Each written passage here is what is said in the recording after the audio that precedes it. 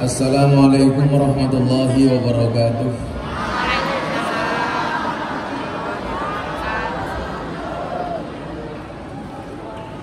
Alhamdulillahil qail a'udzu billahi samil alim minasyaitonir rajim. Ya ayyuhan nas inna khalaqnakum min dzakari wa untha wa ja'alnakum syu'uban wa qabaila lita'arafu inna akramakum indallahi atqakum. Al-ayah. Allahumma shalli wa sallim wa barik ala hadan nabiyil karim sayyidina wa maulana Muhammadin wa ala alihi wa ashabil mujahidin at-tahirin, amma ba'du. Yang terhormat Ibu Bupati, Ibu Aswar Asnas, saya ketemu terakhir beliau di Mina saat ketemu dengan Mbak Ibu dan Mas Anas. Saya waktu itu bilang, Mas Anas pulang haji Anda jadi menteri. Alhamdulillah doa saya kabul, Mas Anas jadi menteri. Makanya hari ini saya baru pulang haji kemarin sama Bu Ibu. Saya doakan mudah-mudahan adik-adik semua segera dipanggil oleh Allah Subhanahu wa Ta'ala untuk haji dan umroh. Orang rampung cangkemnya kesamin. Serta jajaran Forkominda dan Pak Wabub dan semuanya yang saya hormati, Bapak Ibu Kepala Sekolah, ASN, dan serta adik-adik sekalian, siswa-siswi di Banyuwangi yang berbahagia. Beli roti bakule perawan, perawannya ayu bokongnya lemu. Hai anak-anak siswa-siswi Banyuwangi yang cantik dan tampan, izinkan aku mengucapkan I love you.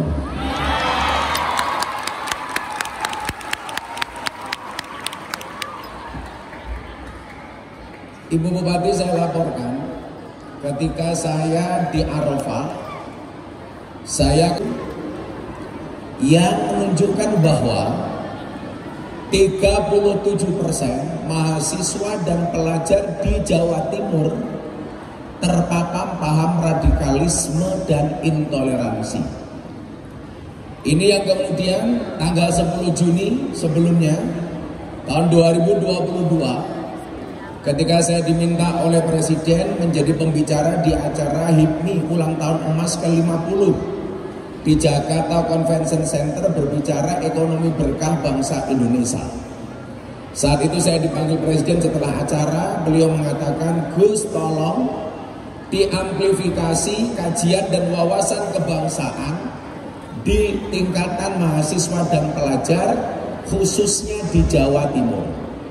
Alhamdulillah gayung bersambut. Kemudian Ibu Bupati minta saya untuk bisa menyampaikan kajian kebangsaan itu terutama kepada anak-anak generasi milenial. Adik-adik sekalian, hari ini kita hidup di era Society 5.0. Ini eranya adik-adik, bukan eranya Pak Wabub. Kalau adik-adik ini generasi milenial, Pak Wabub ini generasi kolonial. Walaupun usianya kolonial, tetapi semangatnya milenial atau hobinya milenial. Saya pengen kemudian adik-adik mempunyai kepercayaan diri yang lebih, bahwa siapapun di antara kalian bisa menjadi besar. Maka saya berharap besok dari anak-anak Banyuwangi akan lahir generasi-generasi emas seperti Mas Anas, amin. Akan muncul dai-dai yang lebih hebat daripada Gus Miftah, amin. Harus percaya diri. Nah, saya akan mulai ini Bapak Ibu guru, yang mungkin tidak semua siswa hadir, Anda bisa sampaikan kepada anak-anak di sekolah masing-masing. 350 tahun bangsa Indonesia dijajah, 3,5 abad. Adik-adik silakan disimak. Nanti di akhir acara saya akan tanya jawab, Anda bertanya saya jawab, atau sebaliknya. Satu pertanyaan saya kasih uang 300.000. Lumayan. Ya, tambahi dana kenakalannya masih. Makanya kupingnya sing saset masih. Jangan sampai kamu belajar hari ini malah nyanyi sing ora-ora. Begitu sulit. Generasi TikTok, Mbak. Jadi sekarang lagi ngetren begitu sulit. Kemudian terakhir dibengoi sama Pak Sugiran, Ame di Kedung.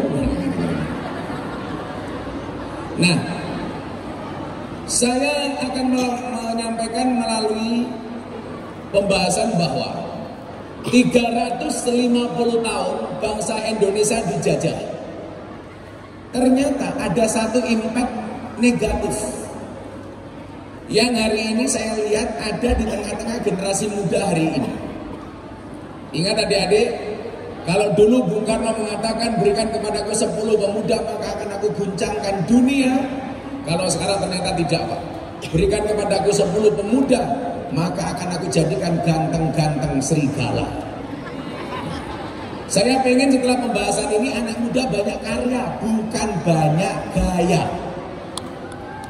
350 tahun Indonesia dijajah oleh Belanda dan sekutunya, ternyata melahirkan pribadi yang insecure. Nah, Pak Wabu nggak paham ini insecure. Ini bahasanya anak-anak, Pak Wabu. Kalau Bupati masih paham, Pak. Karena Bupati walaupun usianya di atas, ya sama dengan saya lah, tapi insya Allah seleranya masih milenial. Apa bentuk insecure? Insecure itu apa deh? Minder, tidak percaya diri, apa? Underestimate, kurang confident. Apa bentuk-bentuknya? Bahwa kita menjadi pribadi insecure, Pak. Saya kasih contoh kasus Mbak Bupati. Orang kita itu kalau ketemu dengan anak bangsa lain, itu biasanya mereka tidak percaya diri.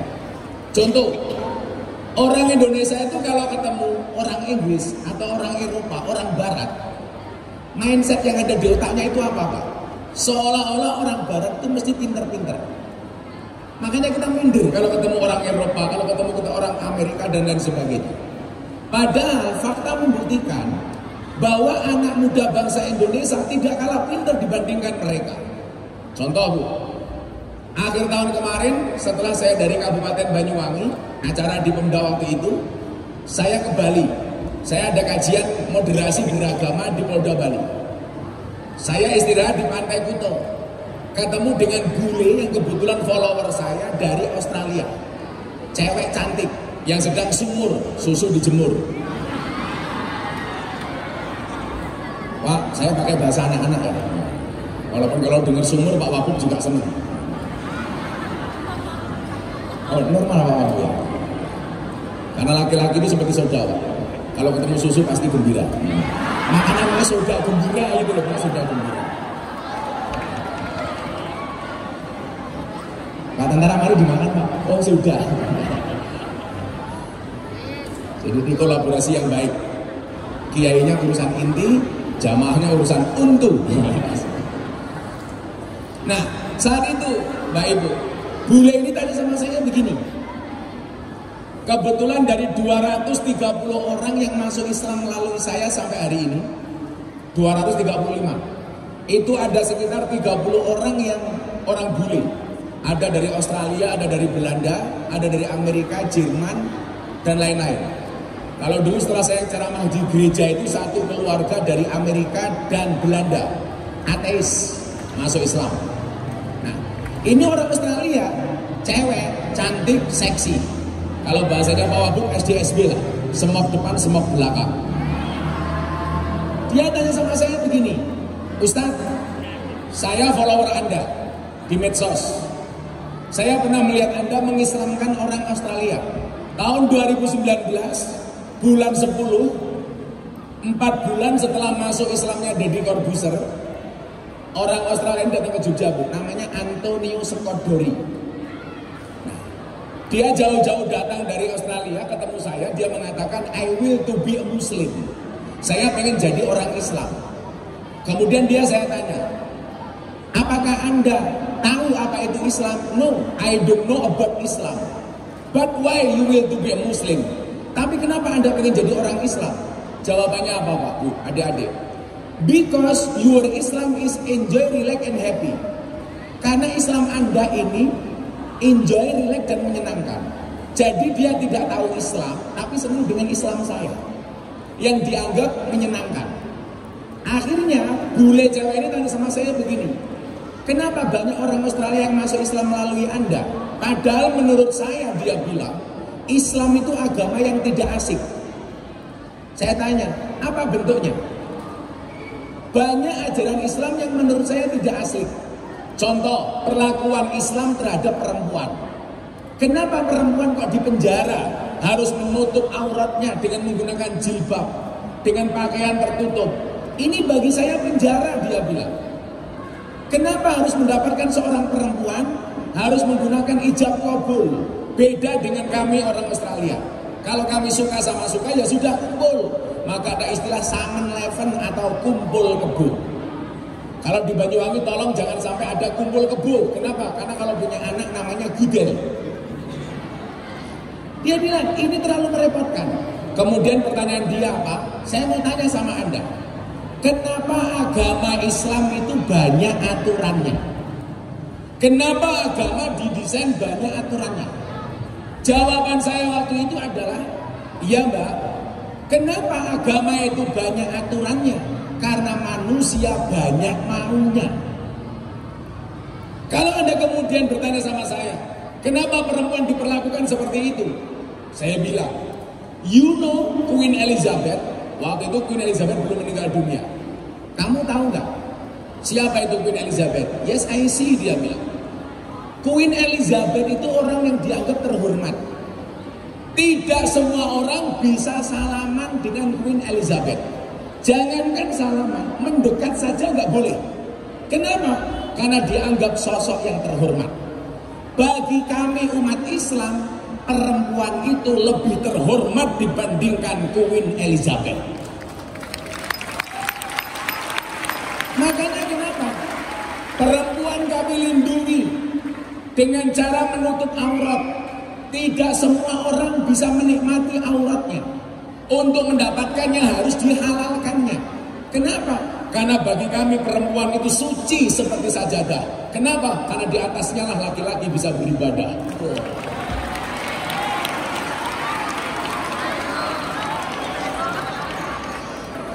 Makanya adik-adik mohon maaf, mbak-mbak ini yang cewek-cewek. Kalau ada cowok suka sama kamu, pilihannya cuma satu di antara dua, halalkan atau tinggalkan.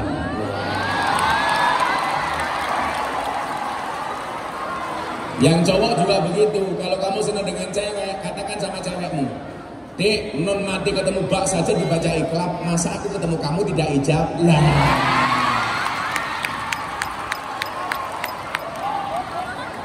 Kamu malah galau. Kupinang engkau dengan bismikallahumma ahya wa bismika amin. Kenapa? Karena aku sadar diri memilikimu hanyalah sebuah mimpi. Ya kalau cinta kamu ditolak, kamu bilang sama pacar kamu, jika surat Yusufku tidak mampu meluluhkan hatimu, izinkan kulantunkan surat Yasin sebagai penutup kisah hidupmu. Mutar, ya.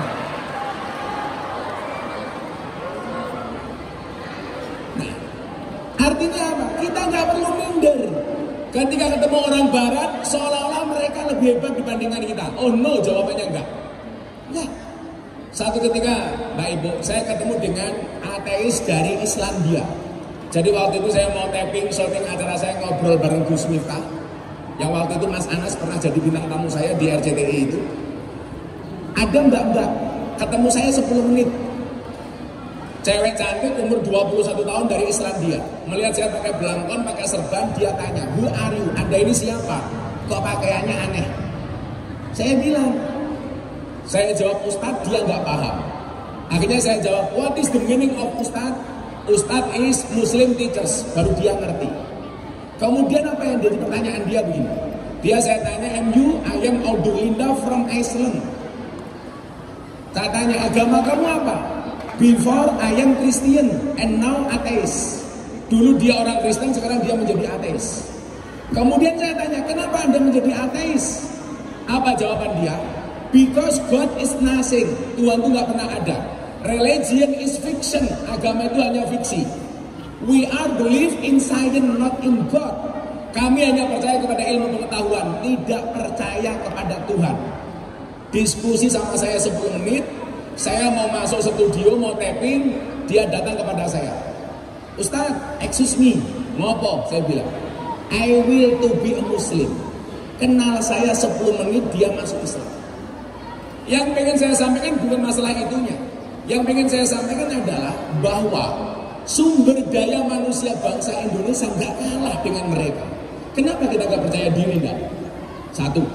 Jadi kalau ketemu orang Barat kita minder seolah-olah mereka pintar. Kemudian yang kedua, kalau kita ketemu orang Cina kita minder. Di otak kita apa? Seolah-olah kalau Cina itu pasti kaya, duitnya banyak. Makanya Bu, ini bukan rasis, tapi ini analisis. Coba, kita orang Indonesia, orang Jawa, masuk bank, bawa sertifikat, bawa BPKB, bawa SKASN, SKPNS. Mau utang ke bank, berbarengan dengan orang yang wajahnya Cina.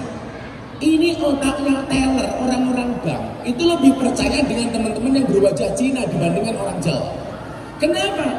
Karena mereka minder ketemu orang-orang Cina. Seolah-olah kalau Cina itu pasti kaya. Padahal kalau ada ke Singkawang, Cina kere banyak. Jualan gorengan, ngamen, dan lain sebagainya. Tapi kita minder. Padahal ya mohon maaf, akhirnya kemudian terjadi apa? Uang-uang negara banyak dikorupsi oleh mereka. Kasus BLBI, dan lain sebagainya. Justru yang merampok adalah mereka. Tapi kita nggak percaya diri. Dua. Yang ketiga yang paling parah ini. Kalau orang Indonesia ketemu orang Arab, Bu, jenggotnya panjang, hidungnya mancung, pakai jubah, kita minder. Seolah-olah setiap orang Arab itu suci. Seolah-olah semua orang Arab itu habib. Saya membawa jamaah awam. Kebetulan jamaah saya banyak preman, banyak copet, pemabuk. Dia nggak pernah ngaji, ikut saya umroh. Begitu landing di kota Jeddah, lihat banyak orang pakai jubah, dia mengatakan apa? Loh, kok di sini habib semua? Jadi seolah-olah kalau pakai jubah itu habib. Apalagi kalau ngomongnya sudah anak antuma antum. Assalamualaikum akhi. Seolah-olah mereka suci. Maka kita minder ketemu mereka. Sehingga kemudian yang terjadi apa? Kekurang percayaan diri kita inilah kemudian kita hari ini kembali dijajah. Bukan dijajah secara agresi militer seperti Rusia kepada Ukraina. Oh tidak. Kenapa? Karena orang-orang yang punya kepentingan dengan Indonesia mikir kalau harus menjajah Indonesia dengan menggunakan agresi militer. Kenapa Pak? Dulu zaman penjajahan Belanda yang mempunyai tank, mempunyai pesawat perang, alutsista yang komplit, kalah dengan pejuang bangsa kita yang hanya menggunakan bambu runcing. Saya beberapa waktu yang lalu khotbah Jumat di Mabes Angkatan Darat bersama Pak Dudung. Saya tanya, Jenderal, bagaimana dengan alutsista kita hari ini? Kita terbaik, Gus. Kita nggak kalah dengan negara-negara di Asia. Sehingga apa? Ketika semangat orang Indonesia kemudian dikolaborasi dengan alutsista yang kuat, mereka mikir untuk menjajah Indonesia dengan menggunakan agresi militer seperti Rusia ke Ukraina. Maka kemudian apa? Mereka menjajah dalam bentuk lain. Lagian Mbak Bupati, kalau mereka pengen menjajah kita dengan agresi militer, mereka mikir biaya perang di Indonesia itu mahal. Nanti tank masuk Banyuwangi parkir bayar 2.000. Masuk WC 2.000. Mau tidur tawari buah naga sama Pak Wakil Bupati bayar meneh. Akhirnya mereka mikir, nah bagaimana cara mereka menjajah?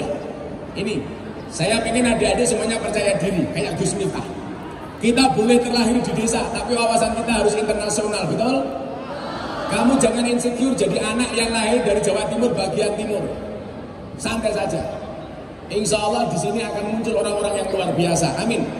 Nah, kita dijajah dalam bentuk apa?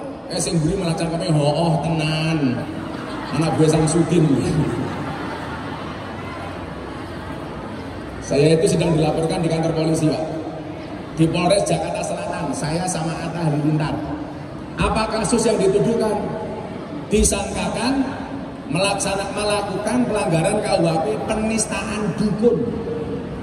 Gara-gara saya bikin konten di podcastnya Atta Halilintar, saya bilang kalau memang dukun itu punya ilmu pelet dan pengasihan, seharusnya dukun itu istrinya paling cantik. Tapi faktanya banyak dukun bojone cangkeme merongos. Lah gara-gara saya bilang gitu Bu, itu dianggap menistakan dukun. Nono ya. Kan saya ditanya, Gus, kenapa dukun itu dipanggil orang pinter? Karena yang datang orang goblok.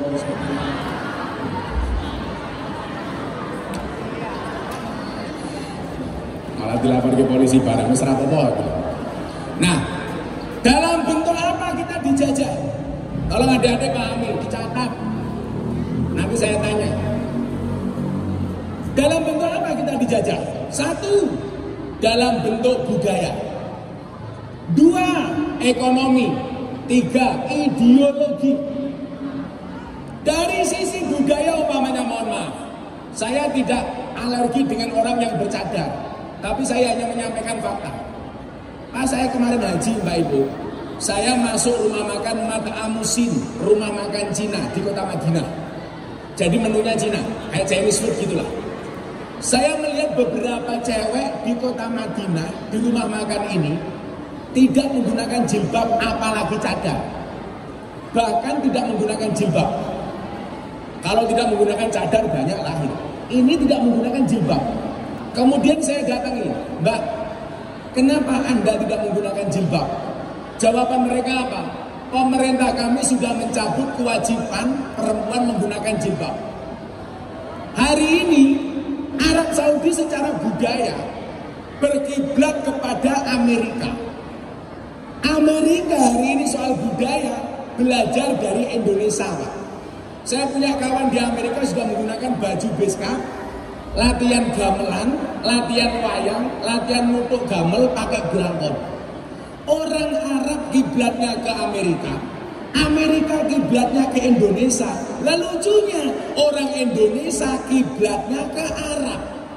Ikilah muter kayak untuk kebuntel katok ini.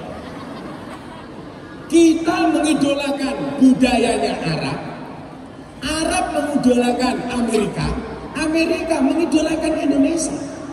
Makanya ada lihat, kenapa dari awal saya selalu pakai belangkon. Saya menggunakan pakaian yang tidak dianggap lumrah oleh sesama kiai. Karena saya punya prinsip, membudayakan agama bukan mengagamakan budaya. Karena bagi saya ini budaya yang harus dipertahankan. Coba sekarang ada jawab. Bedakan budaya dengan agama. Ini sering salah Mbak Bupati. Coba saya mau tanya. Songkok yang dipakai oleh Pak Wakil Bupati, ini namanya songkok nasional apa songkok Islam? Berarti orang non-Islam boleh nggak pakai songkok? Pertanyaan saya, apakah semua laki-laki muslim harus pakai songkok? Jawabannya tidak. Maka saya pakai belangkon. Karena saya punya prinsip, kulla sayin idaka surarahusa illal adaba. Segala sesuatu itu kalau jumlahnya banyak pasti murah Pak, kecuali adab. Kalau adab semakin banyak harganya semakin mahal.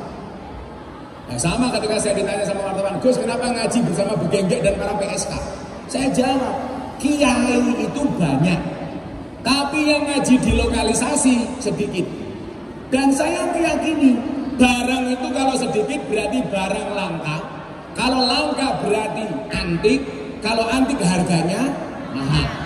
Lah, yang kiai itu banyak, tapi yang ngaji di lokalisasi bersama PSK itu tidak banyak. Siapa? Gus Miftah. Berarti Gus Miftah kiai, kok kiai lonte, kok kiai antik. Kalau kiai lonte ini, Bapak Buk tahu PSK itu pekerjaannya apa? Bukan menyenangkan orang, Pak, salah. PSK itu pekerjaannya bakul kroto, jualan kroto. Apa itu kroto? Pakan manuk. Manuknya siapa? Sama dengan ini. Kenapa kita pakai belangkon kok diprotes? Padahal nyuwun sewu. Coba adik-adik dijawab dengan keras. Bedakan budaya dengan agama. Perintah nutup aurat itu budaya atau agama? Oke, fine, betul. Pertanyaan berikutnya, cara menutup aurat itu budaya apa agama? Budaya apa agama? Budaya. Orang Arab diperintah, hei orang Arab, tutup auratmu. Ini Al-Quran, perintah agama. Bagaimana cara orang Arab menutup aurat? Cowoknya menggunakan jubah. Pertanyaan saya, apakah ketika masuk Banyuwangi, hei wong Banyuwangi, tutup auratmu? Apakah orang Banyuwangi harus pakai jubah? Jawabannya tidak. Mosok gaweane ngepek kambil golek degan menek wit kelapa kok nganggo jubah. Bluluke nambah loro, Pak.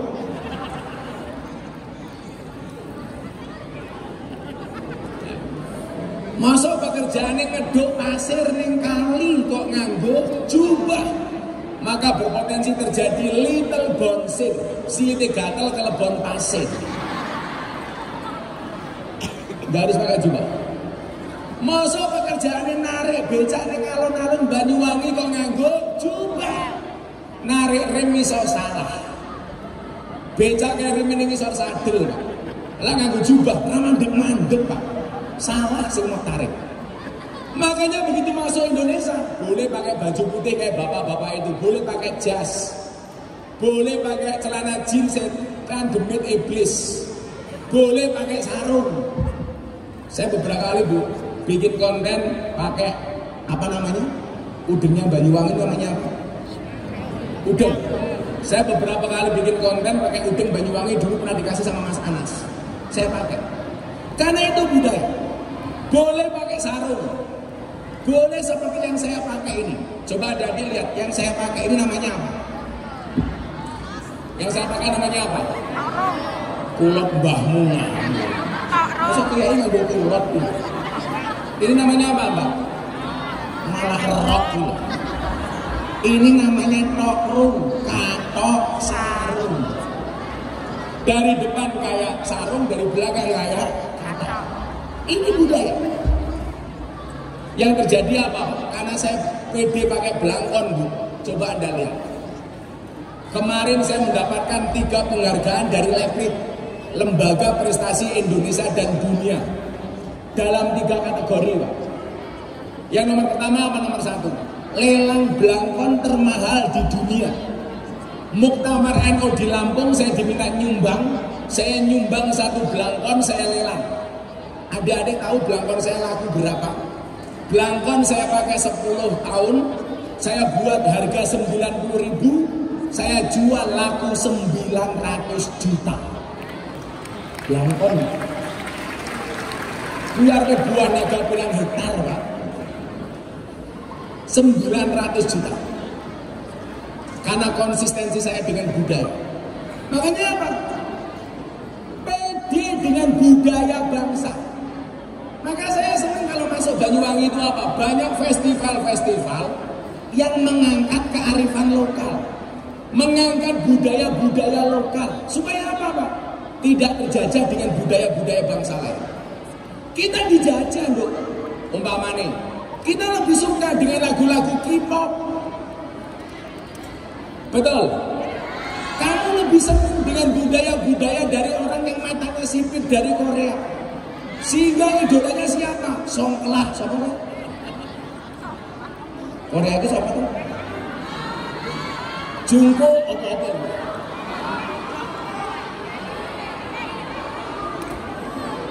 Coba satu cewek berani maju ke depan. Nanti saya kasih uang 300.000 sini. Saya mau tanya, Anda lebih tahu mana pahlawan nasional apa artis Korea? Ayo mbak sini yang berani maju. Tolong panitia minta mic-nya. Ayo dek, maju dek sini dek. Siapa yang berani? Ayo sini. Ayo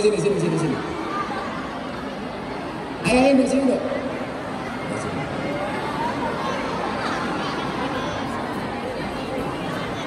Sini. Pinjam mic-nya. Sini. Nah,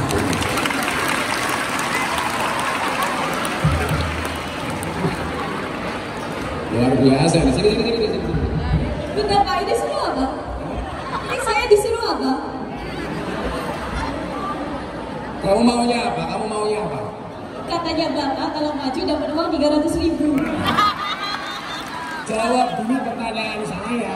Ya udah, kalau saya bisa jawab nanti saya jawab. Namanya siapa? Lena. Oh Lena. Pakai ter enggak? Lena enggak, Lena doang. Enggak terlena ya. Sebutkan 3 nama artis K-pop. 3 nama artis K-pop. Ini yang tahu. Jiwi, Jungkook, Taehyung. Sekarang pertanyaan kedua. Sebutkan nama pahlawan dari Aceh 3. Nah itu saya nggak tahu sama sekali. Iya. Sekarang gini aja. Sebutkan 3 nama pahlawan cewek. Cewek, Ra Kartini termasuk? Dan. Ya Pak, dapat poin 1 Pak. Satu aja? Iya. Coba Anda lihat. Nama artis K-pop langsung 3 hafal. Pahlawan nasional tahunya cuma Ra Kartini. Iya, saya mengakui. Iya, saya mengakui. Udah tak kasih uang 200.000. Alhamdulillah.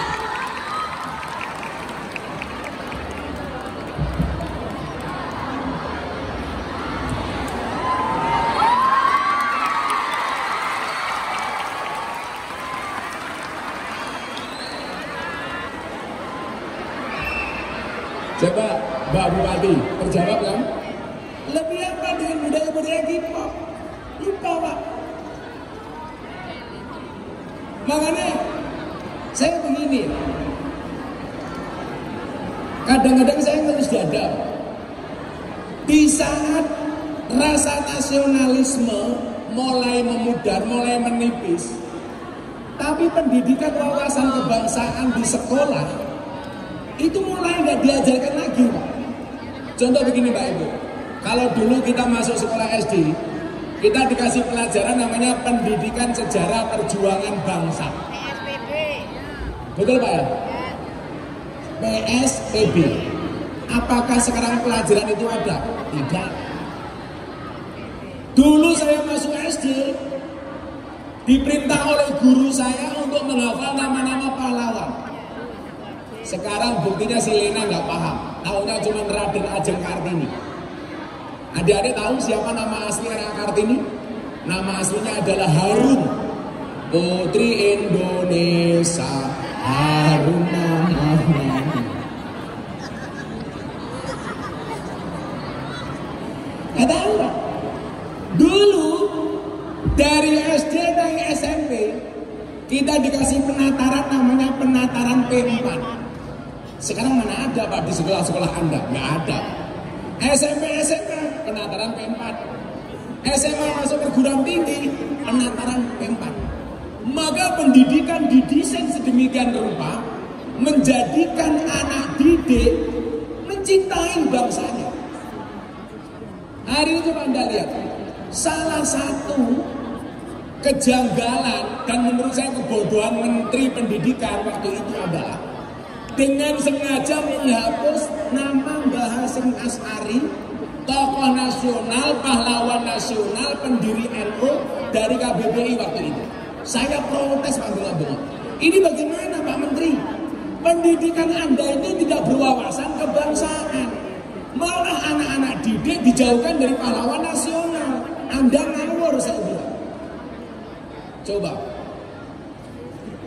Di saat nasionalisme mulai menipis, dulu saya masuk sekolah diwajibkan menyanyikan lagu-lagu kebangsaan, lagu-lagu nasional. Sekarang anak-anak nggak tahu, saunya apa lagunya? Mendung tanpa udian. Ngertinya apa? Satru dua. Ngertinya apa? Ojo dibanding-banding ke. Bagaimana coba? Kita dijajah secara budaya. Belum lagi mamanya budaya-budaya yang lain seperti makan. Kita lebih bangga sama-sama minum kopi. Lebih bangga minum kopi Starbucks dibandingkan kopi asli Banyuwangi. Betul? Kalau kita sudah nongkrong di Starbucks, foto update di TikTok. Kopi gua mahal guys. Kalau saya segala jenis kopi, Bu. Kenapa saya harus ngopi? Karena hidup itu butuh inspirasi, bukan halusinasi.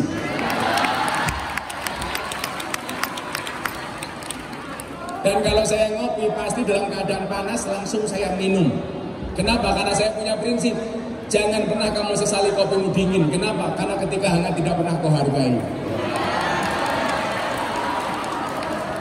Makanya jadi bupati, wakil bupati itu belajarlah dari kopi. Pahit sih, tapi banyak yang mencintai. Iya. Mbak juga belajarlah dari kopi. Tetap menjadi hitam dan pahit, tidak harus menjadi putih dan manis untuk dicintai. Orang kalau rayu diputih-putih gitu. Makanya kadang-kadang saya gagal fokus. Ini jadi rayu atau papan karambol. Podo-podo kebak ini. Jadi nyuwun kamu, Bu, kita dijajah secara budaya. Yang kedua ekonomi, saya lompati lah, ini terlalu sulit kan. Yang ketiga, ini yang paling penting, dijajah secara ideologi, Bu. Tadi Ibu Bupati sempat nyindir soal medsos. Saya yakin semuanya punya TikTok, punya Instagram. Pak Wabu punya Instagram nggak? Followernya berapa? 4. Walah 4. Asli followernya 4. Anaknya Ibu Juni, pembantu nih. Nah, saya bilang begini nak. Betapa dahsyatnya media sosial itu merubah pola pikir kita. Mempengaruhi mindset kita. Pak tentara, Pak polisi, Anda punya pistol. Satu pistol hanya bisa nembak, satu peluru hanya bisa nembak satu kepala. Tapi hari ini Anda kalau punya medsos, satu postingan yang bagus bisa nembak jutaan kepala. Saya kemarin tragedi Kanjuruhan Malang, saya bikin video cuma 30 detik. Di TikTok ditonton 3 juta kali lebih, di Instagram lebih dari 1 juta kali dalam waktu sehari. Ini menggambarkan bagaimana kemudian media sosial itu hari ini menjadi alat paling efektif untuk mempengaruhi seseorang. Coba Anda yang bayangkan Pak Sugira, satu hari saya posting ditonton 3 juta lebih. Saya dulu ceramah di gereja di Jakarta Utara, ditonton, mohon maaf, diposting sama Deddy Corbuzier satu hari, ditonton 7 juta kali. Yang komentar berapa? 100.000 lebih. Semuanya mencaci maki saya. Miftah kafir ceramah di gereja. Apakah saya marah? Tidak. Ketika saya dibilang dasar Miftah kafir, saya jawab enggak masalah, syahadat lagi. Karena orang kafir 70 tahun syahadat sekali terbakar kekafirannya. Artinya apa? Hari ini saya melihat orang-orang yang anti kebinekaan, anti Pancasila, anti merah putih, anti nasionalisme, begitu banyak mempropaganda media, mohon maaf, netizen melalui media sosial. Sehingga yang terjadi apa? Begitu banyak pelajar yang kemudian terprovokasi dengan paham-paham itu, bukan karena dia tidak belajar kebangsaan di sekolah, tapi karena mereka mendapatkan paham-paham seperti itu melalui media sosial. Maka saya minta Bu Bupati, bagaimana kemudian kita mengawasi siswa didik kita supaya tidak terpapar dengan paham radikalisme. Salah satunya adalah dengan ngecek dan ngontrol media sosial siswa didik kita. Sehingga kemudian apa? Gak ada lagi orang yang mengatakan nasionalisme itu tidak ada dasarnya. Ada satu ustadz lah, dia bilang apa? Mencintai negara itu tidak ada dalilnya. Tapi lucunya apa Pak? Begitu Palestina dibom sama Israel, dia teriak pertama kali membela Palestina. Lucunya apa? Untuk mencintai bangsanya dia mencari dalil, tapi untuk mencintai bangsa lain dia tidak memerlukan dalil. Pertanyaannya begini, benar tidak Kanjeng Nabi mengajarkan nasionalisme? Saya jawab benar. Buktinya apa? Ketika Nabi Muhammad hijrah dari Mekah ke Madinah, pertama kali apa yang dia doakan kepada Allah? Kanjeng Nabi mengangkat tangannya, kemudian dia berdoa, Allahumma habib ilainal Madinah kahubbina ila Makkah au asyad. Ya Allah ya Rabb, anugerahkanlah kepadaku mencintai kota Madinah sebagaimana aku mencintai kota Makkah. Pertanyaannya adalah, kenapa Nabi Muhammad mencintai tanah Arab? Jawabannya satu, karena Muhammad lahir di Arab, hidup di Arab, berjuang di Arab, meninggal di Arab, dikuburkan di tanah Arab. Itulah alasan Nabi Muhammad mencintai tanah Arab. Pertanyaannya adalah, kenapa kita harus mencintai Indonesia? Karena kita lahir di Indonesia, hidup di Indonesia, besar di Indonesia, berjuang di Indonesia, dan meninggal akan dimakamkan di Indonesia. Kenapa kita bisa mencintai? Yang lebih ironi, Mbak Ibu, kalau sampai ada ASN sudah mulai mengajarkan paham kepada anak-anak bahwa membenci pemimpin, tidak mau melaksanakan upacara bendera katanya tauhid, tidak mengakui Pancasila sebagai ideologi negara. Ini hati-hati Mbak Bupati. Kalau ada ASN di Banyuwangi seperti itu, saran saya cuma satu Mbak, dipecat. Makan uang negara, fasilitas negara. Kenapa Anda menjelek-jelekan negara? Kenapa Anda tidak bisa menghormati pemimpinmu? Kenapa Anda tidak bisa menjaga ideologimu? Maka kalau ada PNS seperti itu, gampang. Silakan kamu mundur alon-alon atau saya pecat. Pak Wagub segala. Coba ibu-ibu kalau punya suami berkumis kayak Pak Sugiran, pertahankan. Fit dia lele bukan buaya. Itulah cara-cara yang perlu kita tempuh. Makanya Bapak saya minta, yuk tetap selipkan pelajaran-pelajaran kebangsaan kepada anak-anak kita. Saya pengen Mbak, kayak GOR seperti ini. Kenapa?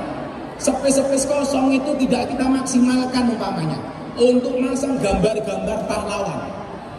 Kenapa kemudian space-space kosong di kelas-kelas, di sekolah, di ruangan-ruangan tidak kita pasang dengan gambar-gambar umpamanya Pangeran Diponegoro, Jenderal Sudirman, Cut Nyak-din.